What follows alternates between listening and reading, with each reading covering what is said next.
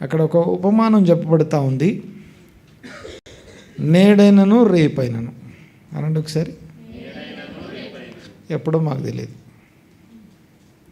ఇప్పుడు వెళ్తామా రేపు వెళ్తామా తెలియదు మాకు. నేడైనను పర్టికులర్గా ఒక ప్లాన్ అంటూ నేడో రేపో తెలియదు. తర్వాత ఒకానొక పట్టణానికి వెళ్తాం, ఏ పట్టణమో తెలియదు. అందరు ఉన్నారు ఇక్కడ. నేడైనను రేపైనను ఏదో ఒక సమయానికి వెళ్తాం, ఎప్పుడు వెళ్తామో తెలియదు. నేడైనను రేపైనను తర్వాత ఒకానొక పట్టణానికి వెళ్దాం, ఏ పట్టణానికి వెళ్తామో తెలియదు, ఏదో ఒక పట్టణానికి వెళ్ళిపోదాం.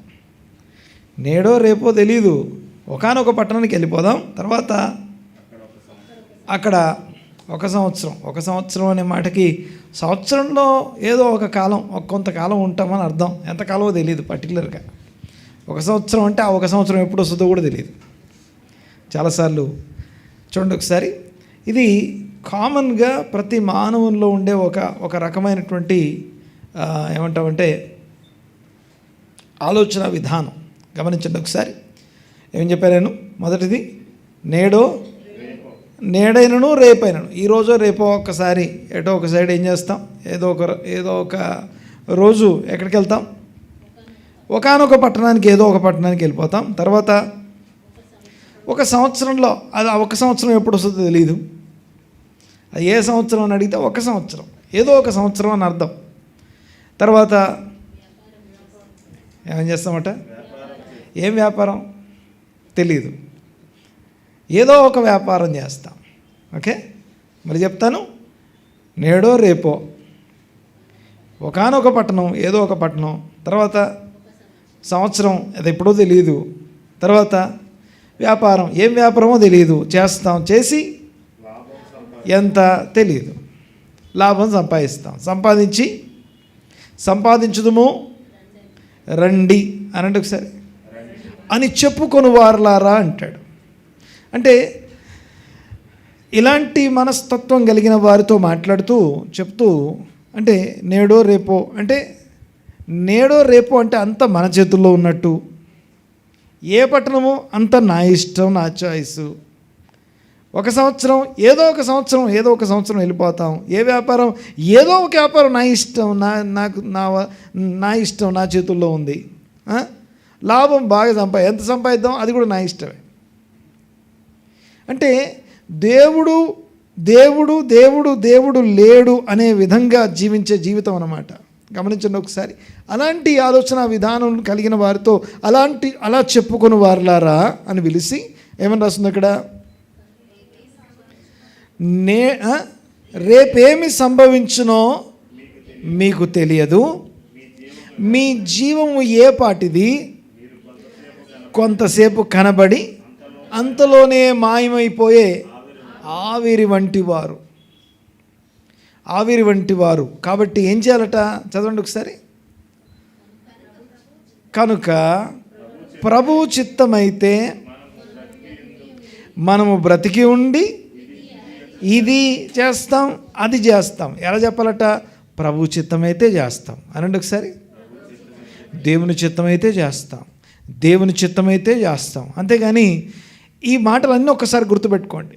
నేడు రేపు ఏంటి ప్రోగ్రాం, ఎల్లుండి ఏంటి ప్రోగ్రాం అనేటప్పుడు దాని గురించి ఆలోచించేటప్పుడు రేపటి గురించి ఆలోచించిన ప్రతిసారి నేనేమనాలంటే, దేవుడు నాకు జీవం ఇస్తే, దేవుడు నాకు బ్రతుకునిస్తే, నేను రేపు దేవుడు నాకు బ్రతుకునిచ్చి ఇంకొక దినం సజీవ లెక్కలో ఉంచితే దేవుని చిత్తమైతే అనాలి.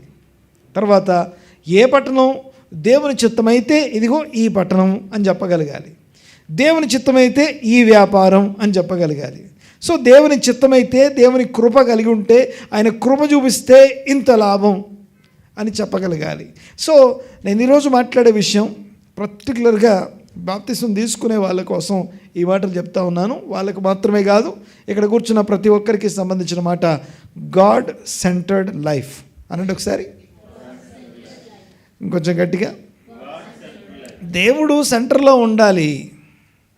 మన జీవం ఏపాటితో తెలియనప్పుడు, రేపు ఇది చేస్తాను, ఎల్లుండి అది చేస్తాను, ఇంత సంపాదిస్తాను, ఇక్కడికి వెళ్తాను, అక్కడికి వెళ్తాను, అవన్నీ చెప్పే అంత స్థాయి, చెప్పే అంత ఏమంటామంటే ఆధిపత్యం కానీ అధికారం కానీ స్తోమత కానీ మనకు లేదు.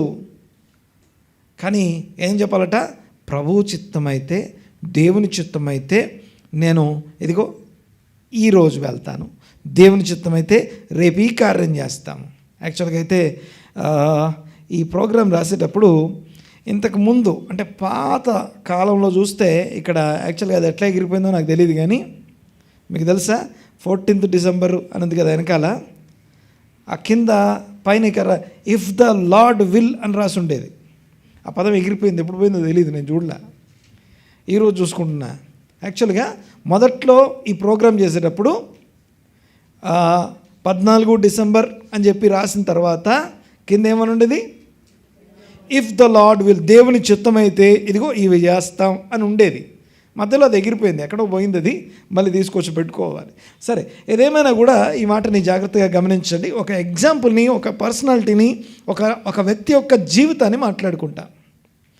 గాడ్ సెంటర్డ్ లైఫ్, దేవుణ్ణి తన సెంటర్లో పెట్టుకున్నటువంటి ఒక వ్యక్తి జీవితాన్ని మనం ఈరోజు ధ్యానం చేస్తాం. అయితే దేవుడు అనే పేరుని ఇక్కడ 2 ఎక్స్ట్రీమ్ పొలారిటీస్ని మీకు చూపిస్తాను. ఒక విషయం ఏంటంటే, కొంతమంది ఏమో అసలు దేవుని పేరే ఎత్తరు, దేవుని ఆలోచనే ఉండదు, దేవుని అసలు దేవుడు అనే పదమే ఎత్తకుండా జీవించే వాళ్ళు ఒక పక్కన ఉంటే, ఇంకో పక్కనేమో చీటికి మాటికి సందర్భమో అసందర్భమో, అవసరం ఉన్నా లేకున్నా చాలా నిర్లక్ష్యంగా, చాలా చులకనగా దేవుడు దేవుడు దేవుడు అని అలా అనేస్తుంటారు. ప్రతిదానికి దేవుడే మళ్ళీ. కానీ అంటే అవగాహన లేకుండా మాట్లాడి ప్రతిదానికి దేవుడు దేవుడు దేవుడు దేవుడు దేవుడు దేవుడు అని చెప్పే వాళ్ళు ఒక పక్కన ఉంటే, ఇంకో పక్కన దేవుని పేరే ఎత్తని వాళ్ళు ఇంకొక పక్కన ఉన్నారు. కానీ ఈరోజు మనం మాట్లాడుకునే పర్సనాలిటీ, మనం మాట్లాడుకునే వ్యక్తి, లేకపోతే మనం మాట్లాడుకునే జీవితం ఎలాంటిదంటే గాడ్ సెంటర్డ్ లైఫ్ అనండి ఒకసారి. అంటే దేవుడు ప్రతి దాంట్లో సెంటర్లో ఉంటాడు. ఉంటే ఎలా ఉంటుంది, ఒక వ్యక్తి జీవితాన్ని తన జీవిత కాలంలో దేవుడు అనే పదాన్ని ఎలా వాడాడో మీకు చూపిస్తాను. చూడండి ఒకసారి, మళ్ళీ చెప్తున్నాను ఈ మాట. దేవుని పేరు ఊరికే వ్యర్థంగా ఉచ్చరించరాదు, వ్యర్థంగా నోట్లోకి తీసుకోవద్దు. ఊరికే దేవుడు అనే పదము సర్వనామం, నామవాచకం కాదు. అంటే ఏంటి పాస్టర్ గారు? గాడ్ అనేది it's a pronoun, not noun. ఇంగ్లీష్లో, తెలుగులో చెప్పండి పాస్టర్ గారు అని. తెలుగులో చెప్తే ఇంగ్లీష్ అడుగుతారు, ఇంగ్లీష్ చెప్తే తెలుగు అంటారు. ఓకే, దేవుడు అనేది ప్రొనౌన్, నాట్ అ నౌన్. అంటే ఎవరైనా దేవుడు అనొచ్చు, తెలుసా అది? మళ్ళీ ఇప్పుడు నేను ఆ క్లాస్ చెప్పలేను, కానీ పాయింట్ ఏంటంటే దేవుడు అంటే మనము మన దేవుణ్ణి మన నోట్లోకి తీసుకునేటప్పుడు జాగ్రత్తగా ఆయన నామమును వ్యర్థంగా ఉచ్చరింపరాదు అనేది పదాజ్ఞల్లో ఒక ఆజ్ఞ. నా నామమును వ్యర్థముగా ఉచ్చరింపరాదు. ఓకే, చూడండి ఒకసారి నేను చెప్పే విషయాన్ని జాగ్రత్తగా గమనించండి ఒకసారి. ఈరోజు మనము ఇదే వాక్యాన్ని ఇంకొక చోట చూడండి ఒకసారి. దేవుని చిత్తం అయితే అనాలని ఉంది కదా. యాక్ట్స్ అపోస్తలుల కార్యముల గ్రంథం 18:21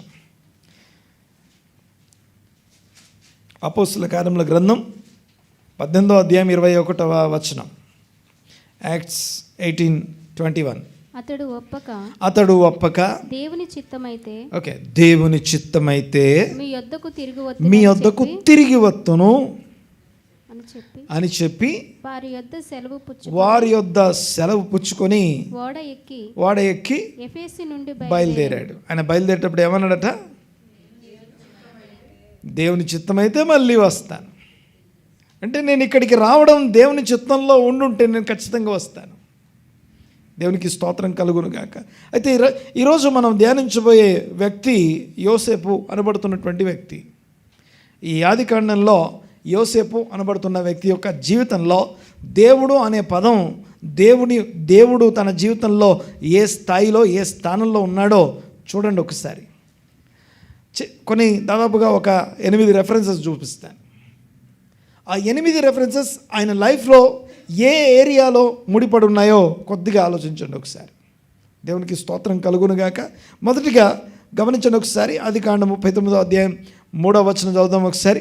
ఆదికాండం 39వ అధ్యాయం 3వ వచనం. యెహోవా అతనికి తోడై ఉండెననియు దేవుడైన యెహోవా అతనికి తోడై ఉన్నాడు అతడు చేసిన అని అతడు చేసినదంతయు అతని చేతులలో యెహోవా సఫలము చేసెనని అతని యజమానుడు చూచెను. యోసేపు మీద చాలమ్మా. దేవుడు యోసేపుకు తోడై ఉన్నాడని, యోసేపుకు తోడై ఉన్నాడన్న సంగతి ఎవరు చూశారట? ఒక అన్యుడు, దేవుణ్ణి ఎరగనటువంటి వాడు చూసి గుర్తించగలుగుతున్నాడు. ఈ వ్యక్తి ఏది ముట్టుకున్నా సక్సెస్ అయిపోతుంది. కారణం ఏంటి? దేవుడు తోడై ఉన్నాడు. ఈ వ్యక్తికి దేవుడు తోడై ఉన్నాడని, వాళ్ళ దేవుడు తోడై ఉన్నాడు అని చెప్పేసి ఆ పోతిఫర్ అంటున్నాడు. జాగ్రత్తగా వినాలి ఒకసారి మాట. దేవుడు తోడై ఉన్నాడని పబ్లిక్గా మనం అనిపించుకోవాలి అంటే, అరే వీళ్ళకి దేవుడు తోడై ఉన్నాడు, ఈమెకి దేవుడు తోడై ఉన్నాడు, ఈ వ్యక్తికి దేవుడు తోడై ఉన్నాడని పబ్లిక్గా నువ్వు అనిపించుకోవాలంటే, ప్రైవేట్గా నువ్వు దేవుని తోడును సొంతంగా అనుభవించాలి. సొంతంగా దేవుని తోడును అనుభవించిన వాడే, ప్రైవేట్గా సొంతంగా లేకపోతే ఆ యొక్క ప్రైవేట్ లైఫ్లో దేవుని యొక్క తోడును అనుభవించిన వాడే పబ్లిక్గా అందరితో చెప్పించుకుంటాడు, ఈ మనిషికి దేవుడు తోడై ఉన్నాడు అని. దేవునికి స్తోత్రం కలుగునుగాక. హల్లెలూయా. రైట్, చూడండి ఒకసారి ఇక్కడ నేను కొన్ని సందర్భాలను మీకు జ్ఞాపకం చేస్తాను. దేవుడు అనే పదాన్ని ఈ వ్యక్తి ఎలాగా ఉచ్చరించాడో, ఏ ఏ సందర్భాల్లో దేవుని పట్టుకొచ్చుకున్నాడో చెప్తాను. ఇక్కడ దీనికంటే ముందు ఒక మాట మీకు జ్ఞాపకం చేయాలి.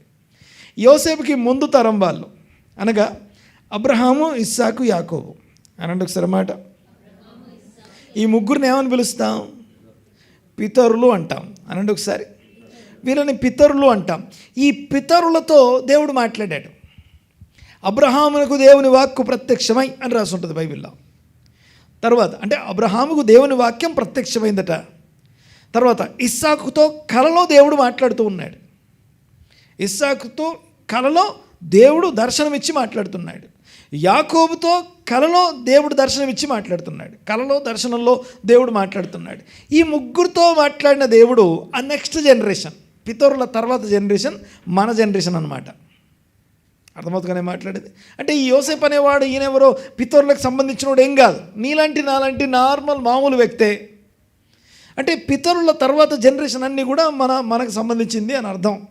అయితే అలాంటి చోట అలాంటి యోసేపుతో ఎక్కడన్నా యోసేపుతో కలలో దేవుడు మాట్లాడను అని ఎక్కడ రాసలేదు.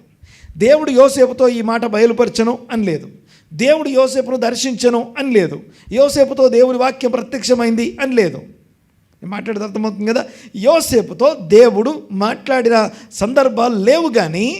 కానీ దేవుని యొక్క వాక్కును ఆయన పితరుల వాక్యంలో నుంచి నేర్చుకునేవాడు.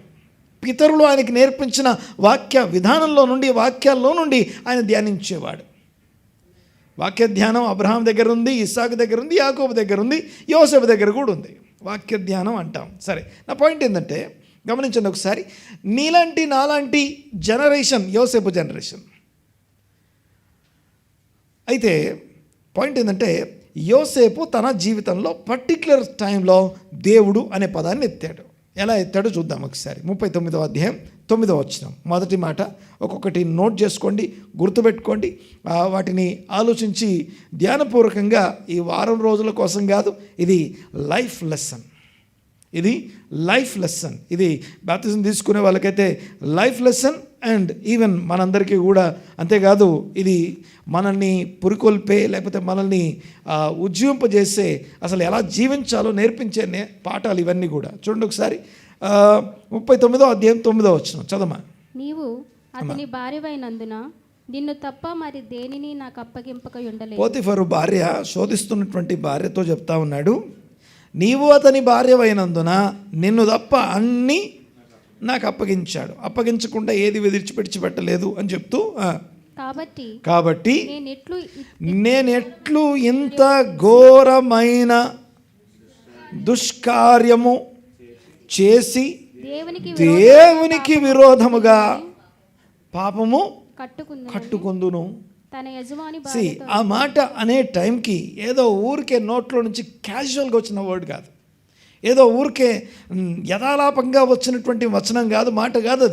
సో తను ఎంతగా దేవునికి మర్యాద ఇస్తున్నాడో, ఎంతగా దేవుని యందు భయభక్తులు కలిగి ఉన్నాడో, గాడ్ సెంటర్డ్ లైఫ్ ఎలా ఉంటుంది అంటే అత్యంత శోధన సమయం అది. తన జీవితంలోనే అత్యంత ఉన్నతమైనటువంటి శోధన దినం అది.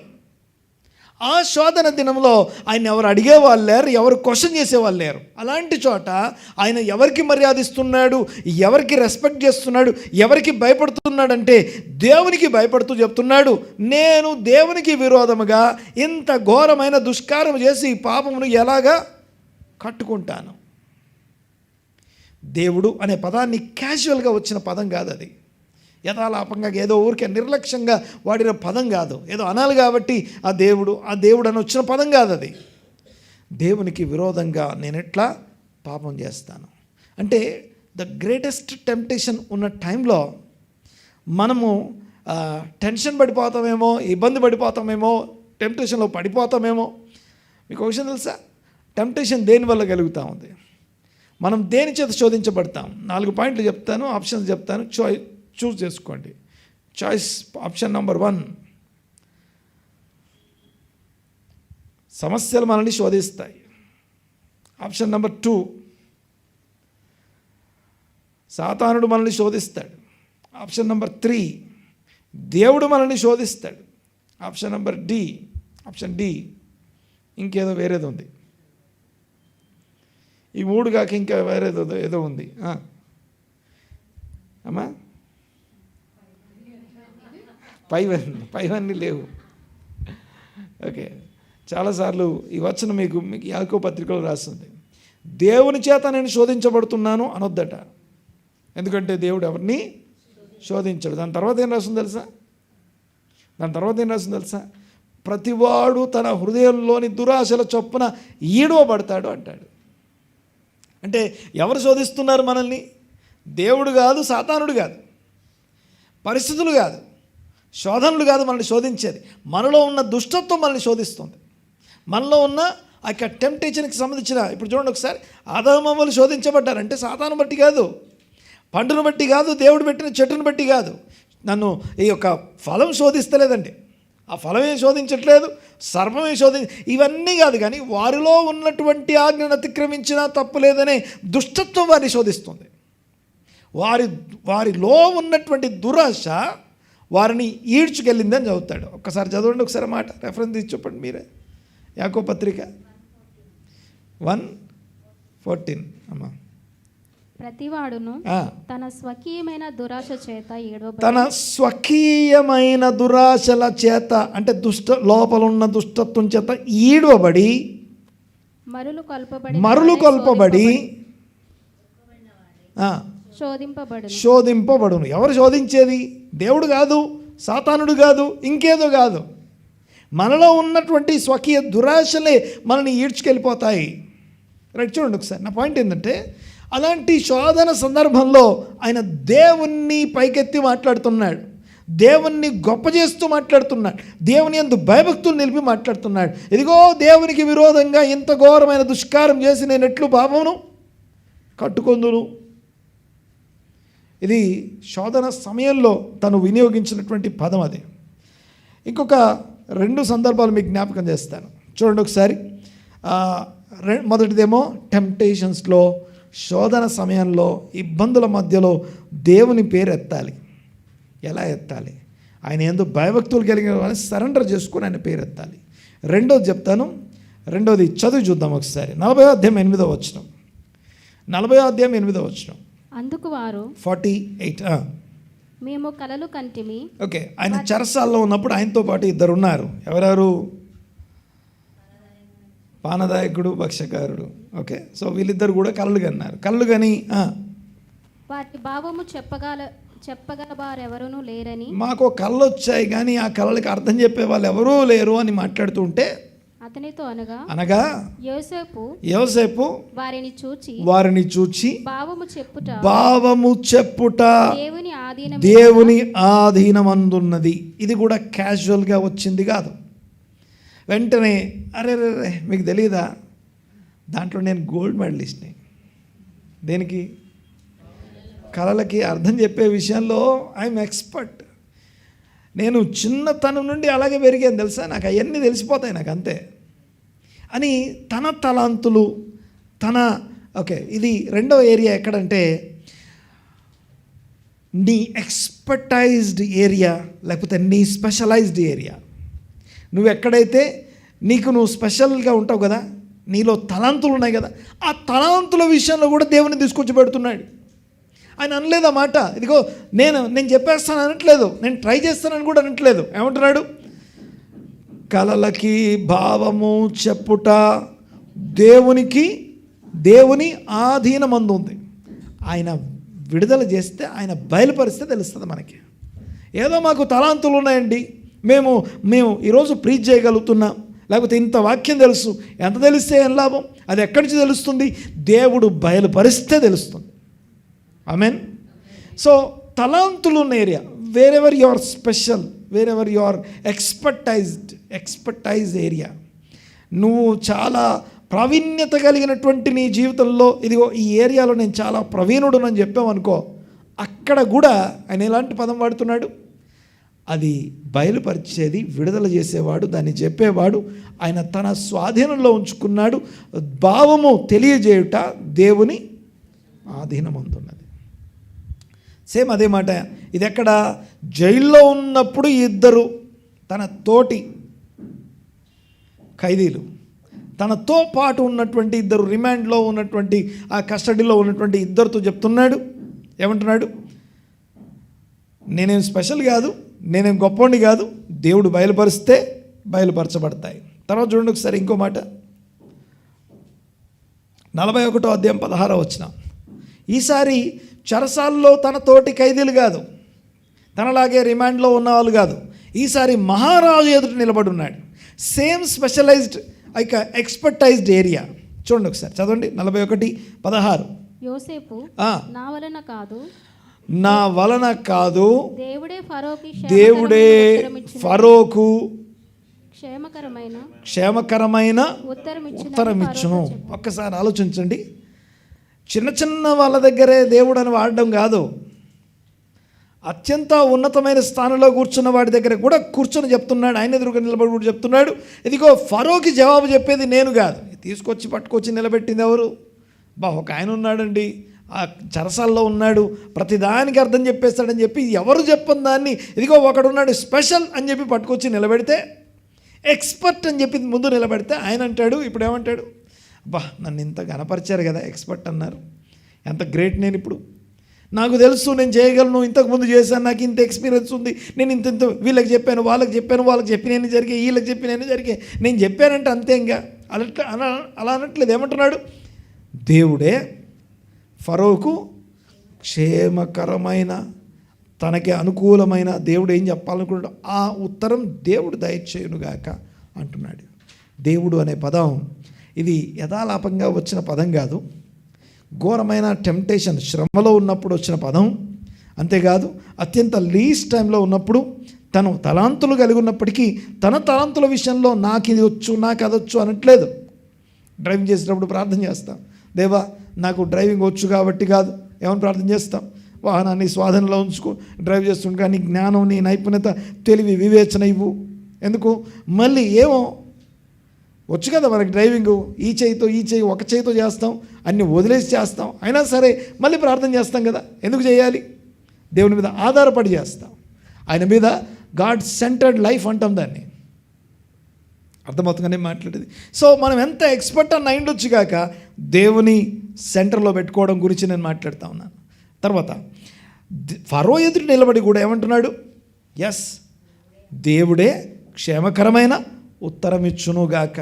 ఇది ఆయన ప్రొఫెషనల్ కెరీర్, లేకపోతే తన టాలెంట్ అనుకుందాం.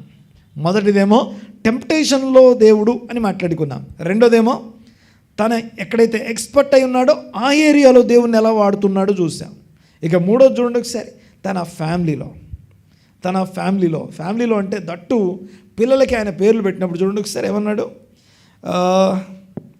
41, 51, 52.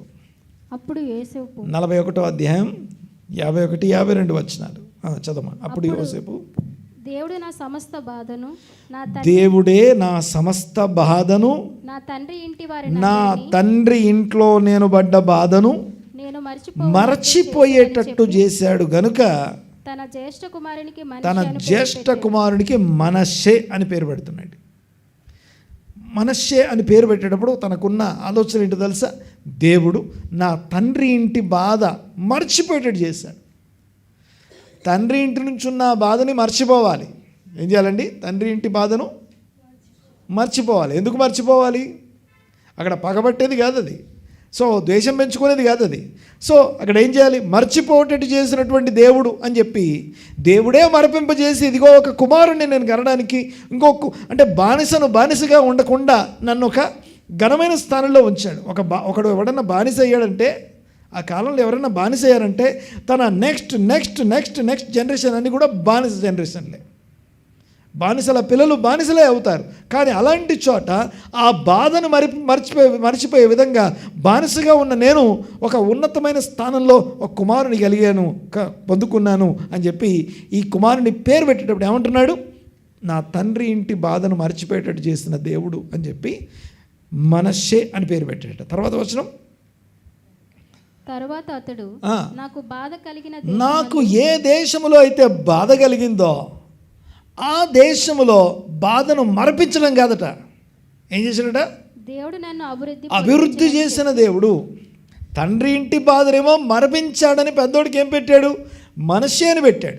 అదే తను ఏ దేశంలో ఉన్నాడో ఆ దేశంలో బాధ అనుభవిస్తే ఈసారి బాధ మర్చిపోవడం కాదు, ఆ బాధల మధ్యలో, గట్టిగానంటే ఒకసారి మాట, బాధల మధ్యలో అభివృద్ధి కలుగజేసిన దేవుడు అని చెప్పి ఏమంటున్నాడు? ఎఫ్రాయిము అని పేరు పెడుతున్నాడు. అనంటే ఒకసారి మాట, ఎఫ్రాయిము అని పేరు పెడుతున్నాడు. అంటే ఆ పేర్లు పిలిచేటప్పుడే దేవుడు అనే సందర్భాన్ని, దేవుడు అనే పదాన్ని వాడి, అంటే దేవుని పేరు ఏదో ఊరికే వచ్చింది కాదు, తను దేవునికి అంత ప్రాధాన్యతనిస్తూ ఉన్నాడు. ఒక్కసారి దేవునికి స్తోత్రం చెల్లిద్దాం. ఆమేన్, హల్లెలూయా. రైట్, చూడండి ఒకసారి. అంటే పేర్లు పెట్టేటప్పుడు, లేకపోతే ఏదైనా ఒక వస్తువు పేరు ఒక వ్యాపారానికి పేరు పెట్టేటప్పుడు, లేకపోతే ఏదైనా ఒకటి చేసేటప్పుడు మనం పేరు పెడతాం కదా. ఇది దేవుని వలన నేను పొందుకున్నాను అని చెప్పగలిగాడు. తన కుటుంబ విషయంలో దేవుడు, తన సొంత కుటుంబ విషయంలో, తన భార్య తన పిల్లల విషయంలో దేవుడు అనే సందర్భాన్ని మనం చూస్తా ఉన్నాం. దేవుడు అనే అంశాన్ని మనం చూస్తా ఉన్నాం. మొదటిది టెంప్టేషన్, శోధనలో దేవుడిని చూస్తున్నాం. రెండోది తను ఎక్కడైతే నిష్ణాతుడు ప్రవీణుడై ఉన్నాడో అక్కడ దేవుడు అనే పదాన్ని తీసుకొస్తున్నాడు. నెక్స్ట్ మూడోది ఏం చూసా? తన కుటుంబంలో ఎక్కడ పిల్లల పేర్లు పెట్టేటప్పుడు దేవుడు అనే పేరు తెచ్చుకుంటున్నాడు. దేవునికి స్తోత్రం కలుగునుగాక. హల్లెలూయా. రైట్, చూడండి ఒకసారి. ఇక తర్వాత ఇంకొక సందర్భాన్ని మీకు జ్ఞాపకం చేస్తాను.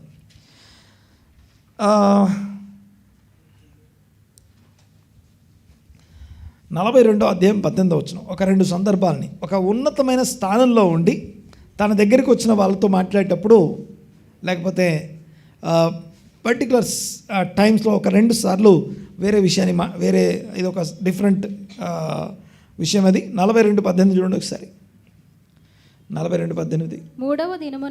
మూడవ దినమున యోసేపు వారిని చూచి నేను దేవునికి భయపడువాడను అని ఒకసారి అన్నమాట. ఎవరితో అంటున్నాడు తెలుసా మాట?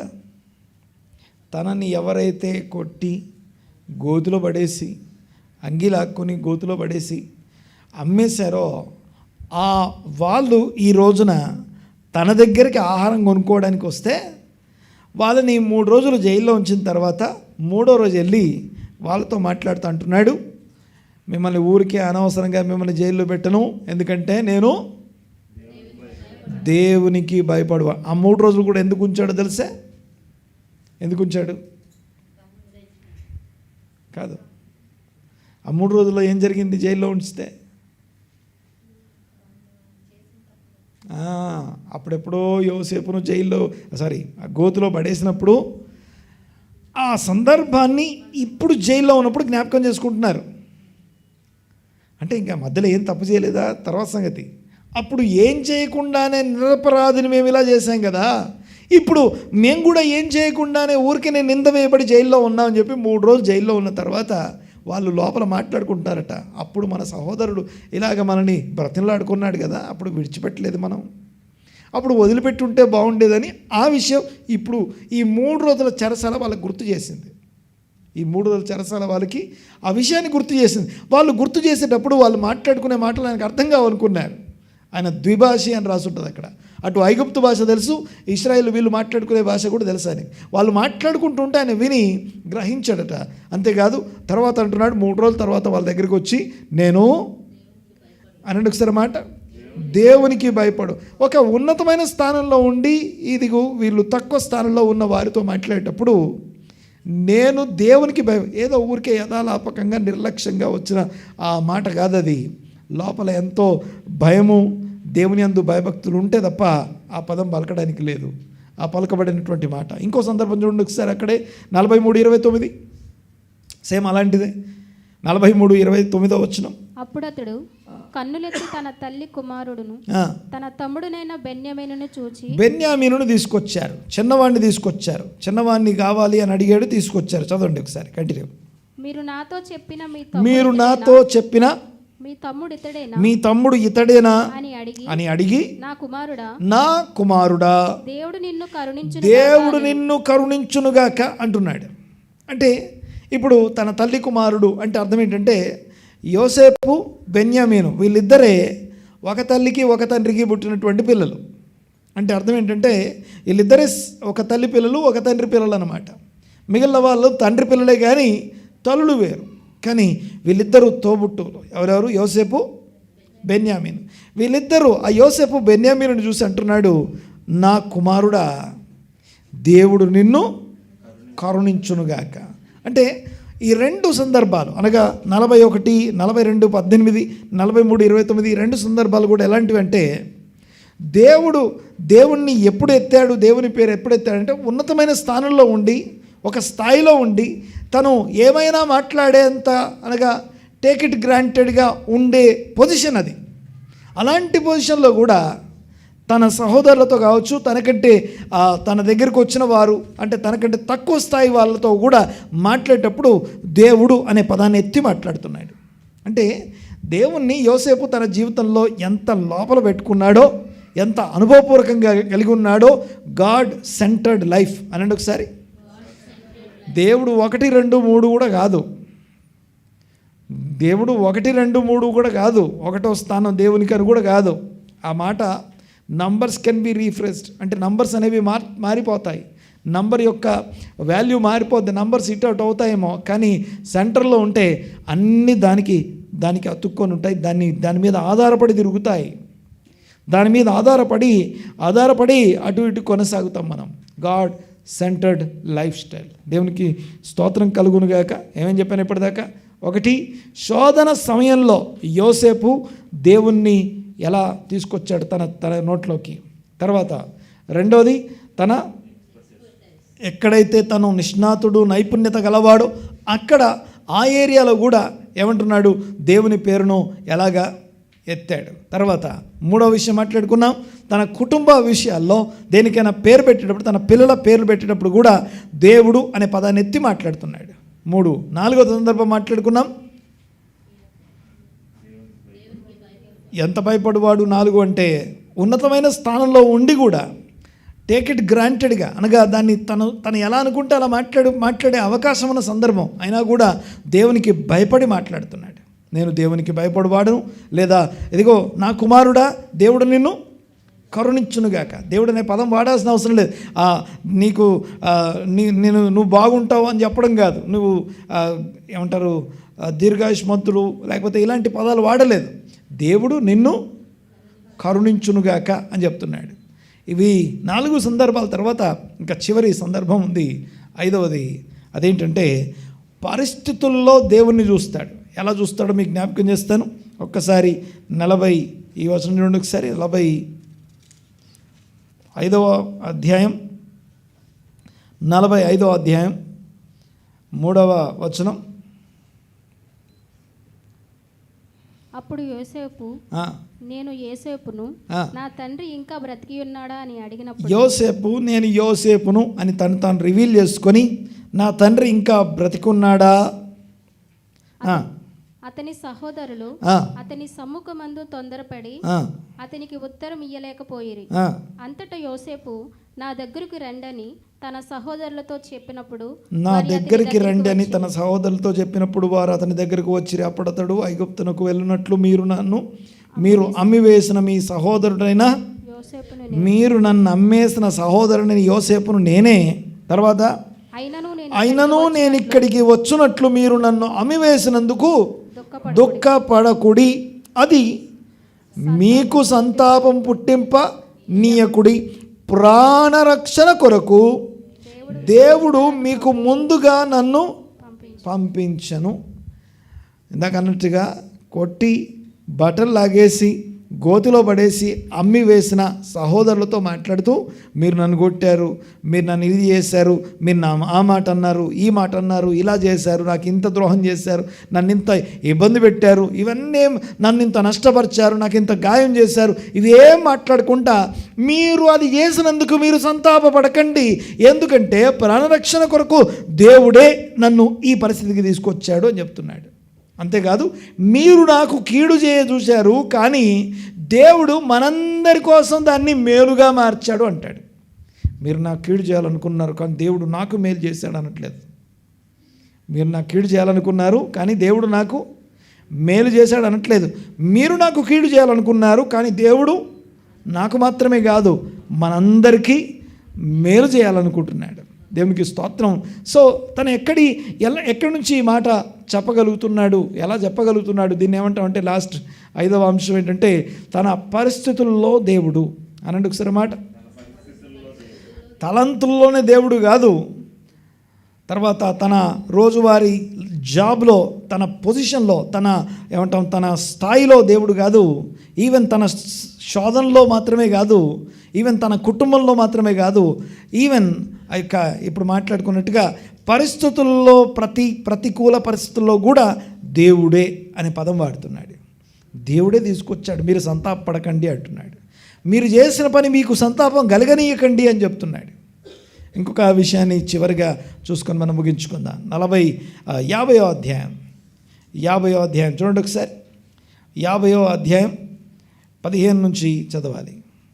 యోసేపు సహోదరులు తమ తండ్రి మృతి పొందుట చూసి, తండ్రి చనిపోయిన తర్వాత యోసేపు సహోదరులు తమ తండ్రి మృతి పొందుట చూచి ఒకవేళ యోసేపు మన యందు పగపట్టి మనం అతనికి చేసిన కీడంతటి చొప్పున మనం ఏం కీడు చేశామో అదే కీడు మనకు తిరిగి చేస్తాడేమో, నిశ్చయంగా కీడు చేసిన యోసేపు ఇలాగా వర్తమానం పంపిరి.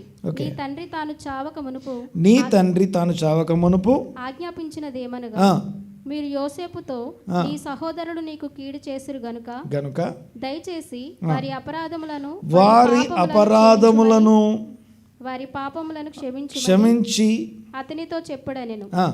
కాబట్టి దయచేసి నీ తండ్రి దేవుణ్ణి దాసుల అపరాధములు క్షమించుమని, మీ తండ్రి దేవుని దాసుల అపరాధమును క్షమించుమనిరి. వారు యోసేపుతో ఇలాగు మాట్లాడుతూ ఉంటే అతడు ఏడ్చెను. తర్వాత మరియు అతని సహోదరులు పోయి అతని ఎదుట సాగిలపడి, ఇదిగో మేము నీకు దాసులమని చెప్పగా యోసేపు భయపడకుడి, నేను దేవుని స్థానమందున్నానా, మీరు నాకు కీడు చేయను ఉద్దేశించిరి గాని నేటి దినమున జరుగుచున్నట్లుగా అనగా బహు ప్రజలను బ్రతికించున్నట్లుగా అది దేవుడు మేలుకే ఉద్దేశించెను. కాబట్టి భయపడకుడి. ఆమేన్. దేవునికి స్తోత్రం. నెక్స్ట్ 2 సార్లు దేవుడు అనే పదం వాడుతున్నాడు ఇక్కడ. నన్ను క్షమించండి అని అడిగితే క్షమాపణ అడగడం తప్పు అని అనట్లేదు, కానీ ఆ క్షమాపణ అడగడంలో తేడా ఉంది ఇక్కడ. వాళ్ళు ఎందుకు క్షమాపణ అడుగుతున్నారు తెలుసా? వాళ్ళు అడిగే క్షమాపణ కరెక్ట్ కాదు, అది వాళ్ళ క్షమాపణ కరెక్ట్ కాదు. ఎందుకు తెలుసా? వాళ్ళ సారీ దాంట్లో ఉద్దేశపూర్వకమైనటువంటి భయం ఉంది. అది మమ్మల్ని ఏమన్నా చేస్తాడేమో అని సారీ డీల్కి వచ్చారు. కానీ అసలు విషయం ఏంటంటే, ఇప్పుడు ఈ సారీ చెప్పకపోతే మా ప్రాణం పోద్ది. నిజమైన సారీ కాదు అది. అయ్యా మేము తప్పు చేస్తాం సారీ అనట్లేదు వాళ్ళు. ఇప్పుడు సారీ చెప్పకపోతే ఏదో జరిగిపోద్దన్న భయంతో సారీ చెప్తున్నారు వాళ్ళు. అయితే యోసేపు దానికి ఏడ్చాడని రాస్తుంది. మీరు యోసేపు ఏడ్చిన ప్రతి సందర్భాన్ని గమనించండి ఒకసారి. ప్రతిసారి తన సహోదరుల క్షేమం కోసం తను ఏడుస్తున్నాడు. క్షేమం కోసం అంటే వాళ్ళు బాగుండాలి అన్న పాయింట్ కాదు, కానీ అన్నిటికంటే ప్రాముఖ్యమైన విషయం వాళ్ళు మెంటల్లీ, స్పిరిచువల్లీ, మోరల్లీ, ఎథికల్లీ బాగుండాలి. అంటే అదే తక్కువ స్థాయి ఆలోచన విధానం, సంకుచితమైనటువంటి ధోరణి ఇలా ఉండొద్దు. వాళ్ళు మారాలి. వాళ్ళని ఎప్పుడు నేను యోసేపుని అని చెప్పాడు. వెంటనే ఫస్ట్ కనపడగానే అన్నయ్యలు వచ్చారు, నేను యోసేపుని అని చెప్పలేదు ఆయన. మొట్టమొదటి ఎందుకని తను దాచుకున్నాడు? ఎప్పుడు చెప్పాడంటే ఒకానొక దినమున యూదా అనంటే ఒకసారి, యూదా అనేవాడు ద సేల్ ఆఫ్ జోసెఫ్ అంటాం కదా, యోసేపు అమ్మివేయబడుట అనే క్రైమ్లో ముఖ్యమైనటువంటి వ్యక్తి ఎవరు? యూదా.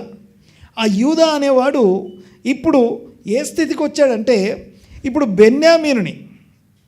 బెన్యామీనును దాస్యానికి వెళ్ళే పరిస్థితి కల్పించి యోసేపు ఏం చేశాడంటే అలాంటి పరిస్థితి కల్పించాడు అక్కడ.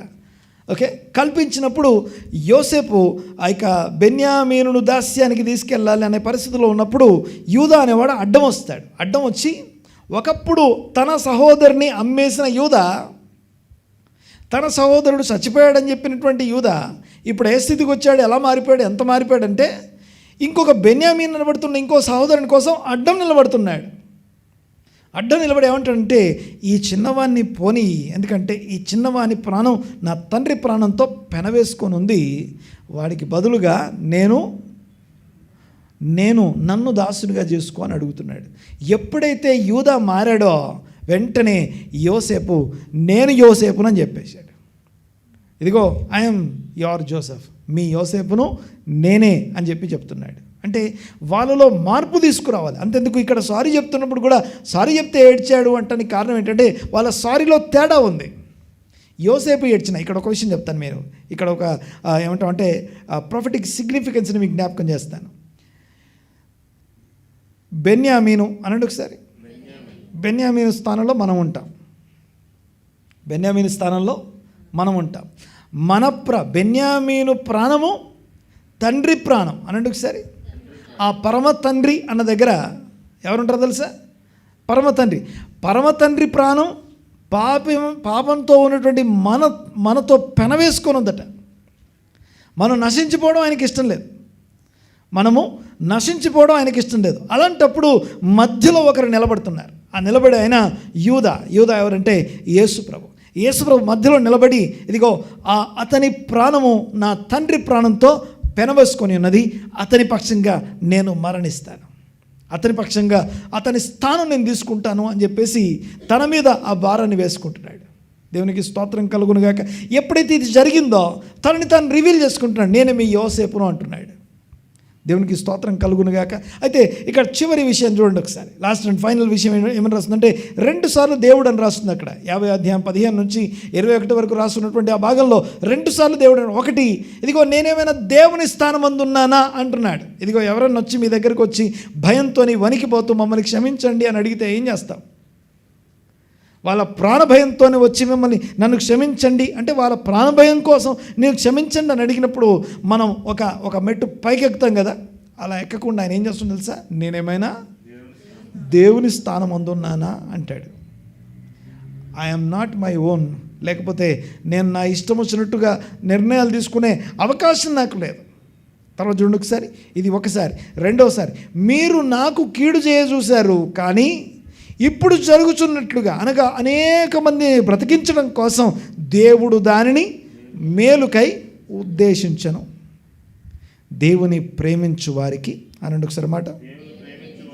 ఇంకోసారి, ఆయన సంకల్పం చొప్పున పిలువబడిన వారికి మేలు కలుగుటకై సమస్తము అనండి ఒకసారి మాట. సమస్తము, ఆ సమస్తము అనే దాంట్లో మంచి ఉంటాయి, చెడ్డ ఉంటాయి. మంచి ఉంటాయి. సమస్తము మేలు కలుగుటకై సమకూడి జరుగుచున్నవి. రోమపత్రిక 8వ అధ్యాయం 28వ వచనం. దేవుని సంకల్పం చొప్పున పిలువబడిన వారికి, దేవుని ప్రేమించు వారికి, దేవుని ఆజ్ఞలు అనుసరించాలి అని దేవుని ప్రేమించే వాళ్ళు ఎవరైనా ఉంటే వాళ్ళ కోసం, వాళ్ళ పక్షంగా సమస్త మంచివి వాళ్ళ కోసం జరుగుతున్నాయట, చెడ్డవి కూడా వాళ్ళ కోసం జరుగుతున్నాయట. యోసేపు జీవితంలో అదే మనం చూస్తాం. సమస్తము సమకూడి జరుగుచున్నవి, దేవునికి స్తోత్రం కలుగును గాక. అలాంటి సమస్తము సమకూడి జరిగించే స్థానంలో ఆ యొక్క సమకూడి జరిగి ఆ యొక్క సమస్తం సమకూడి జరుగుట అనే ఆ పరిస్థితిని ఈ యొక్క యోసేపు స్వయంగా అనుభవిస్తూ ఉన్నాడు. ఈరోజు ప్రత్యేకంగా ఇది ఏదో కేవలం ఒక టాపిక్ కోసం నేను చెప్పిన విషయం కాదు. ఇది మన రోజువారీ అనుభవపూర్వకమైనటువంటి జీవితానికి సంబంధించిన విషయం. దేవునికి స్తోత్రం కలుగును గాక. హల్లెలూయా. దేవుడు నిజంగా నాకు తోడై ఉన్నాడన్న సంగతి నేనుండే చోట తెలియాలి, నేను పనిచేసే చోట తెలియాలి, నేనున్న దేశంలో తెలియాలి. నిజంగా దేవుడు నాకు తోడై, ఎప్పుడు అది సాధ్యం అంటే, దేవుడు నాకు తోడై ఉన్నాడని ఎవరన్నా అనాలి అంటే ముందు దేవుని తోడును ప్రైవేట్గా నేను అనుభవించాలి. ఎంత అనుభవించాలి అంటే, యోసేపు యొక్క డిఫరెంట్ లైఫ్ ఆస్పెక్ట్స్ మాట్లాడుకున్నాం. తన జీవితంలో యోసేపు దేవుని స్థానం, దేవునికి ఆయన ఇచ్చిన మర్యాద, దేవుని యందు భయభక్తులు కలిగి ఉన్న విషయము, దేవునికి పేరు ఆయన నోట్లోకి తీసుకునే సందర్భాన్ని మాట్లాడుకున్నాం. అందరం లేచిపెడదాం ఒకసారి, అందరము లేచిపెడదాం ఒకసారి. తలలు వంచి కళ్ళు మూసుకొని ప్రార్థన చేసుకుందాం. ఒక్కసారి తలలు వంచి కళ్ళు మూసుకొని ప్రేరేపించబడిన ముగ్గురు ప్రార్థన చేయాలి. ఒక్కసారి నేను ప్రార్థన చేస్తాను. తలలు వంచి కళ్ళు మూసుకున్నా. మీ చేతులు పైకెత్తండి. మీ చేతులు పైకెత్తినప్పుడు మీ అరచేతులు మీ తట్టు ఉండాలి. మీ అరచేతులు మీ వైపు, మీ మొహం వైపు ఉండాలి. Yes, that's good. మీ అరచేతులు మీ తట్టు. ప్రార్థన చేస్తాం ఒకసారి. పరమ తండ్రి, మా దేవ, మీకు వందనాలు, స్తుతులు, స్తోత్రునైనా, ఘనమైన గొప్ప మహోన్నతుడా, సర్వాధికారి, సర్వశక్తిమంతుడా, ఈ సమయంలో, ఈ దినము, ఈ రెండవ సర్వీస్లో మాతో మీరు మాట్లాడిన ప్రతి అంశాన్ని బట్టి వందనాలు చెల్లిస్తున్నాం. చెప్పబడిన వాక్యము మా హృదయాల్లో స్థిరపరచబడును గాక. దేవుడు తోడై ఉన్నవారు అని మేమందరము అనిపించుకుందుము గాక. అంత వ్యక్తిగత అంతరంగ మీ సాన్నిహిత్యాన్ని, తోడును స్వయంగా అనుభవించుదుము గాక. ఇదిగో నాయన, మీకు వందనాలు చెల్లిస్తున్నాం. నేడో రేపో అని అనకుండా, దేవుని చిత్తం అయితే, దేవుని ఉద్దేశంలో ఉంటే, దేవుని కృప ఉంటే, దేవాని కృప ఉంటే చాలు అని మాట్లాడుకోగలిగిన స్థాయి ఏకీవించడం అందరికీ అనుగ్రహించండి నాయన. ముఖ్యంగా ఎవరైతే తమ జీవితాలని, తమ సోల్స్ని మీ సన్నిధిలో పెడుతున్నారో, సరెండర్ చేస్తున్నారో, వారి కోసం ప్రార్థన చేస్తున్నాను.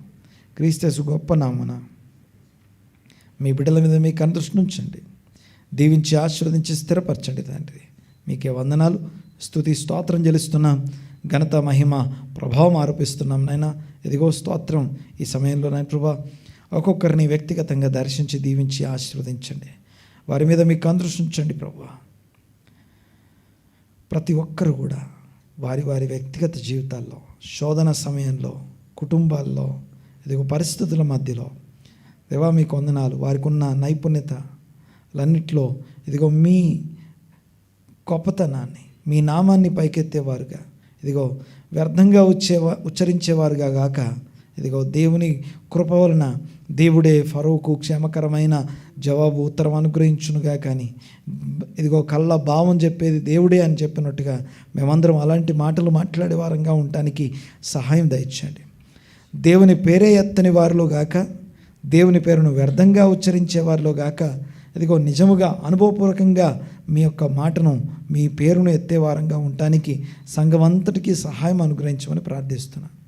ఇద్దరు ఎవరెవరైతే ఇదిగో రకరకాల పనులను బట్టి ఇదిగో దూర ప్రాంతాలకు వెళ్ళారో, ఎలక్షన్స్ కోసం, ఇదిగో ఓటుకు వినియోగించుకోవడం కోసం వెళ్ళారో, వారందరి కోసం ప్రార్థన చేస్తూ ఉన్నాం.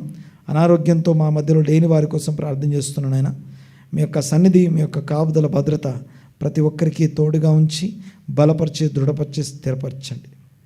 క్రీస్తు గొప్ప నామన అనుకున్న దానికన్నా, ఆశించిన దానికన్నా, అడిగిన దానికన్నా దీవెనకరమైన స్థితిలో ఒక్కొక్కరిని నిలబెట్టమని ప్రార్థన చేస్తున్నాం. దేవుని తోడు ప్రతి ఒక్కరూ ఇదిగో 12 నెలల అనుభవం దాటి ఇదిగో మేము క్రొత్త సంవత్సరంలోకి వెళ్తుండగా, దేవా మీకు వందనాలు నాయన. ప్రతిరోజు మీ సన్నిధిని అనుభవించడం కోసం మీ సన్నిధిలో విజ్ఞాపన చేస్తూ ఉన్నాం.